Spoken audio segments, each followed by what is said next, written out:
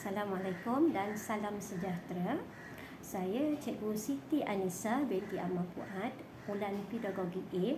Saya akan membentangkan tentang rancangan pengajaran harian iaitu bahagian kemahiran berfikir. Sebelum saya merancang satu rancangan pengajian harian, terlebih dahulu saya akan buat rancangan pengajaran tahunan. Dan rancangan pengajaran tahunan dan harian ini hendaklah berdasarkan kepada DSKP yang dikeluarkan oleh Kementerian Pendidikan Malaysia, iaitu Dokumen Standard Komunikasi dan Pentafsiran. Ini adalah rujukan utama guru apabila mereka ingin membuat rancangan pengajaran tahunan dan juga pengajaran harian, supaya apa yang kita ajar tidak menyimpang daripada landasannya lah. Ini adalah panduan kita sebagai seorang guru. Rancangan pengajian harian saya yang berkaitan dengan kemahiran berfikir yang saya akan bentangkan ini, saya akan pergi kepada mata pelajaran biologi. Masa yang diperuntukkan untuk pengajaran dan pembelajaran dalam RPH ini adalah selama 1 jam. Tema yang saya gunakan untuk rancangan pengajaran harian ini adalah ekosistem dan kelestarian alam, dan bidang pengajarannya adalah kelestarian alam. Standard kandungannya adalah teknologi hijau. Teknologi hijau adalah topik yang kita akan bincangkan bersama pelajar.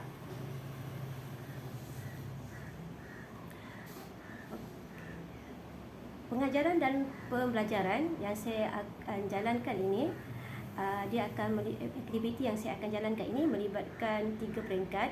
Saya bagi pada 3 peringkat lah, iaitu set induksi, yang kedua aktiviti pengajaran dan pembelajaran, dan ketiga penutupan.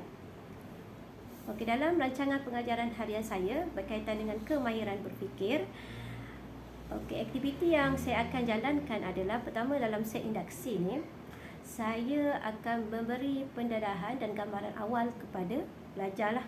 Pengenalannya memberi pendedahan dan gambaran awal kepada pelajar. Di sini apa yang saya akan jalankan di set induksi ialah pelajar saya akan minta mereka menyenaraikan ataupun menyatakan isu-isu alam sekitar yang mereka tahu. Di sini pelajar akan menyatakan, akan menyenaraikan, dan di sini adanya konsep try and error, di mana pelajar cuba menyenaraikan apa yang mereka tahu. Betul atau salah itu adalah bukan keutamaan, dan ini ada bagusnya sikap mencuba pelajar terhadap persoalan yang cikgu minta. Maksudnya di sini dah ada pembelajaran aktif lah, secara tidak langsung, sebab ada soal jawab di antara guru dengan pelajar.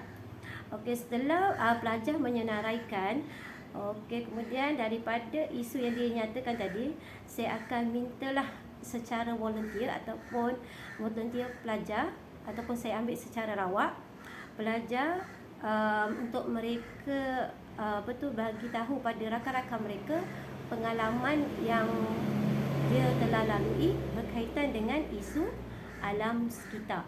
Berdasarkan pengalaman dia tadi, kita boleh minta rakan-rakan lain nyatakan apakah kesan-kesan yang kawan mereka alami daripada masalah ataupun isu alam sekitar.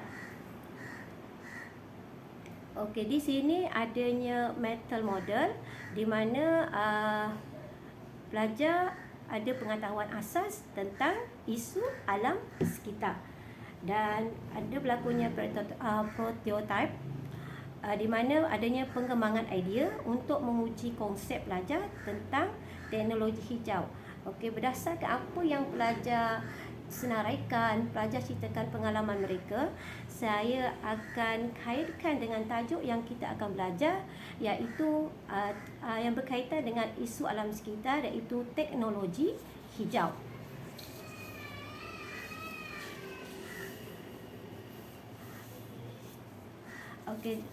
Setelah seinduksi berlangsung, kemudian saya akan berikan seterusnya, saya nak pergi kepada aktiviti yang akan dijalankan oleh pelajar.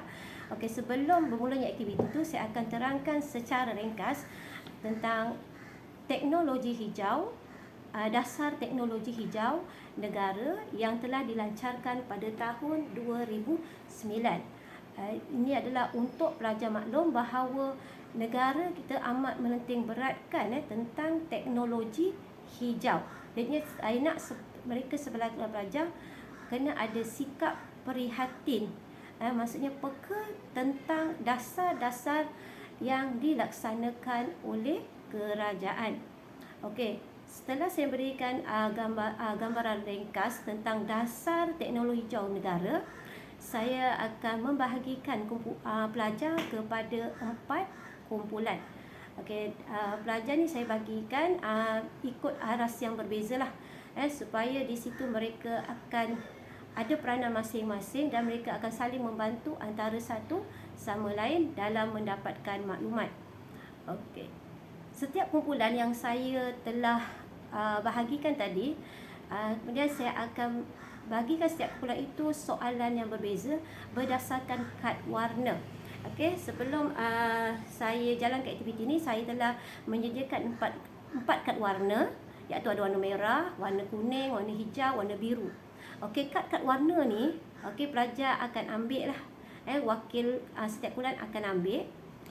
Dia akan buat pilihan warna apa yang mereka nak, dan setiap kad warna ni mengandungi soalan yang berbeza antara setiap kad ni lah, supaya tidak wujudnya peniruan, okey, di antara pelajar dan mereka mencari maklumat. Jadinya dia tidak meniru maklumat kumpulan-kumpulan yang lain. Okey, kemudian daripada 4 kad warna yang pelajar mereka dapat tadi, mereka akan bawa kumpulan masing-masing dan mereka mula bekerja dalam satu kumpulan. Di sini adanya kooperatif dan kolaboratif di antara ahli kumpulan, dan di sini berlakunya grouping, pembentukan kumpulan telah berlaku. Pelajar akan mencari maklumat untuk mendapatkan jawapan. Dan peranan guru di sini adalah sebagai pemudah cara, sebagai tempat rujukan dan panduan pada pelajar supaya perbincangan mereka dalam kumpulan tu tidak lari daripada tajuk yang mereka belajar pada hari ini. Dan dalam kumpulan itu mereka akan membuat peta minda mengikut kreativiti masing-masing. Okey, setelah tamatnya masa mendapatkan maklumat yang saya bagi dalam masa 20 minit. Okey, tibalah masanya pelajar akan membuat pembentangan, dan pembentangan ni mengambil masa 5 minit untuk setiap kumpulan, di mana ada 4 kumpulan, jadinya 20 minit masa pembentangan dijalankan. Dan sebagai guru saya kena alert lah dengan masa, dan ini juga mengajar pelajar tentang disiplin masa. Okey, sebelum kita pergi kepada penutupan, dalam aktiviti berkumpulan tadi telah wujudnya pendidikan, telah adanya algoritma, di mana algoritma ini adalah proses pelajar tadi mendapatkan maklumat daripada peringkat pengenalan isu sosial saintifik hinggalah kepada peringkat mereka mencari jalan penyelesaian. Dan di sini juga ada heuristik, di mana pelajar menjalankan menjalankan pencarian maklumat mereka untuk mendapatkan kaedah yang sesuai bagi menyelesaikan isu alam sekitar yang ditanya dalam soalan tadi. Okey, apabila tiba masa pembentangan, pelajar akan membentangkan dapatan mereka di hadapan kelas, dan di sini berlakunya perkongsian maklumat di antara satu kumpulan dengan kumpulan yang lain, dan pembelajaran aktif sini juga berlaku. Di dalamnya berlakunya ada interaksi dalam pelbagai hala, mungkin daripada guru kepada pelajar ataupun pelajar kepada guru.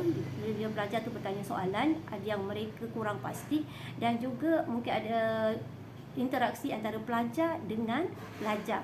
Dikarenakan ahli kumpulan lain ingin dapatkan kepastian daripada kumpulan yang menganggap biru tentang apa kaedah yang mereka gunakan. Jadi berlakunya interaksi bagai hala dan penggunaan bahasa yang standard, yang maksudnya bahasa yang digunakan tu boleh dipahami oleh semua rakan yang ada dalam kelas tersebut. Okey, pelajar akan bentangkan tadi hasil aktiviti kumpulan tadi dalam bentuk kreativiti lah, ikut kreativiti kumpulan masing-masing. Okey, setelah habis masa pembentangan, okey, pelajar akan saya sebagai seorang guru akan membuat penutupan lah, iaitu ambil masa dalam 5 minit, dan saya akan pilih pelajar secara rawak untuk membuat kesimpulan tentang apa yang mereka belajar hari ini, yang berkaitan dengan topik teknologi hijau. Okey, dan pelajar juga secara langsung mereka telah tahu tentang 4 tonggak utama yang ada dalam dasar teknologi hijau berdasarkan perkongsian maklumat dalam kumpulan. Okey, sebelum mengakhirkan kelas, saya akan bagi aktiviti kemahiran berfikir yang kedua, iaitu aktiviti berkumpulan, iaitu kajian lapangan. Okey, untuk penutupan tadi adanya insight di mana pelajar membuat rumusan dan kesimpulan tentang apa yang mereka pelajari. Okey, untuk aktiviti kedua, kajian lapangan, okey, pelajar akan membaca di lembaran yang saya bagi tu, di mana pelajar akan bekerja dalam kumpulan yang sama dan mereka akan tentukan kawasan yang hendak mereka kaji yang ada kaitan dengan isu alam sekitar. Kat sini dah ada stereotip di mana pelajar akan kaji di kawasan mereka memang dah tahu dah kawasan tu memang ada pencemaran ataupun ada isu alam sekitar. Okey, dalam lembaran ini pelajar akan dikendaki menyediakan laporan kajian. Diminta membuat laporan kajian. Di sini adanya mereka dikendaki membuat penjelasan tentang kajian yang mereka hendak kaji. Okey, kemudian mereka akan sediakan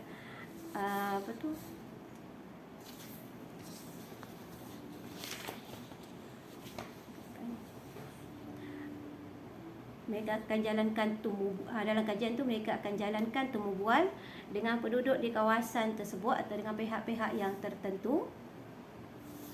Okey, kemudian dalam isi kandungan tu mereka akan buatlah menerangkan isu alam sekitar, menerangkan jalan penyelesaian isu alam sekitar yang tempat yang mereka kaji, dan mereka bagi cadangan pelaksanaannya, dan mereka akan membuat refleksi kumpulan.